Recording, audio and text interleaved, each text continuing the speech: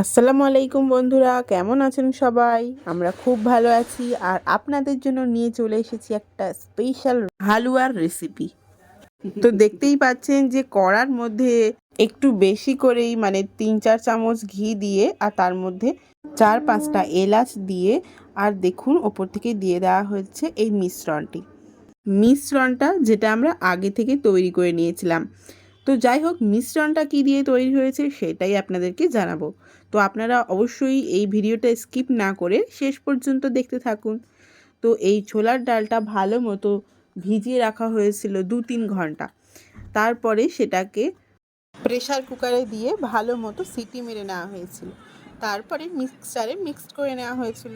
এই ছোলার হালুয়া তৈরির জন্য আপনারা অবশ্যই ঘি ব্যবহার করবেন, তাহলে গন্ধটা খুবই সুন্দর আসবে এই হালুয়ার। যাই হোক, ওপর থেকে দেখতে পাচ্ছেন পরিমাণ মতো লবণ দেওয়া হলো, দিয়ে ভালো মতো এখন নেড়ে চেড়ে নেওয়া হচ্ছে।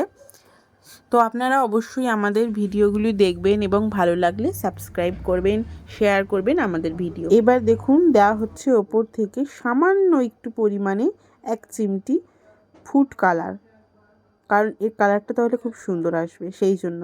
তো দেখুন মা এখানে সামান্য একটু ফুড কালার দিয়ে দিল, আর দেখবেন এবার কেমন আসে। একদম হলুদ কালার হয়ে যাবে, কালারটা খুবই সুন্দর আসবে, সেই জন্যই এটা দেওয়া। আপনারা এটা স্কিপও করতে পারেন। প্রায় অনেকক্ষণ ধরে এবার নাড়াচাড়া করার পর দেখুন একটু প্রায় শুকনো শুকনো মতো হয়ে এসেছে। এবার মা ওপর থেকে দিয়ে দিচ্ছে চিনি পরিমাণ মতো। এখানে বুঝতেই পারছেন হালুয়াতে একটু বেশি চিনি লাগবে। তো মা দেখুন এখানে 3 বাটি মতো চিনি দিয়ে দিল, দিয়ে ভালো মতো ফের নেড়েচেড়ে নিচ্ছে। চিনি দেওয়া হয়েছে মানে এর থেকে একটু পানি বেরোবে, আপনারা সবাই বুঝতেই পারছেন। আর বলতে না বলতেই দেখুন কতটা পানি বেরিয়ে এসেছে, আর এটা অনেকক্ষণ ধরে ফুটছিল।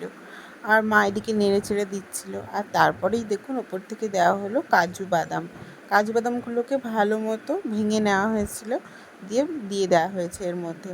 দিয়ে কিছুক্ষণের জন্য এটাকে এখন ফুটতে দেওয়া হয়েছে। এটাও ভালো মতো ঘন হয়ে আসবে, তারপরে আমাদের ছোলার হালুয়া পুরোপুরি রেডি হবে।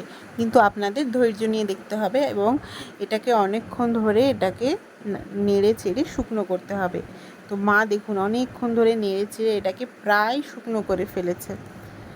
যেহেতু এটাতে কোনো রকম আলাদা কোনো ইনগ্রিডিয়েন্ট দেওয়া হয়নি, সেই জন্য এটাকে একটু সময় দিয়ে এটাকে ভালো মতো শুকনো করে নিতে হবে, শুকনো হালুয়া করতে হবে। তো মা দেখুন এখানে পুরো রেডি করে নিয়েছে শুকনো করে। আর তারপরে দেখুন এবার একটা থালা নিয়েছে। আপনারা এখানে সরু প্লেট ইউজ করতে পারেন, যেখানে আপনারা ভালোভাবে এই হালুয়াটাকে পাতলা করে ছড়িয়ে দিতে পারবেন। তো মা দেখুন সব হালুয়াটাকেই দিয়ে দিচ্ছে, দিয়ে ভালো মতো সমস্ত থালায় এই হালুয়াটাকে ছড়িয়ে নিয়ে ভালো মতো ওপর থেকে বাদাম কুচি দিয়ে দিল। এখানে কাঠবাদামের কুচি আর কাজু বাদামের কুচি ওপর থেকে দিয়ে দিল। দিয়ে এটাকে এখন ঠান্ডা করতে রেখে দেবে। প্রায় ঠান্ডা হয়ে গিয়েছে আর মা এবার এটাকে বার করেছে। আর দেখুন কি সুন্দর লাগছে দেখতে। মা এবার এটাকে বরফির মতো করে কেটে নেবে।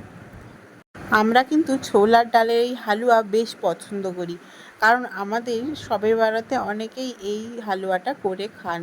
চালের আটার রুটি আর এই হালুয়া খেতে জাস্ট অসাধারণ লাগে। আপনারা অবশ্যই এই রেসিপিটা বাড়িতে ট্রাই করবেন এবং জানাবেন কেমন হলো।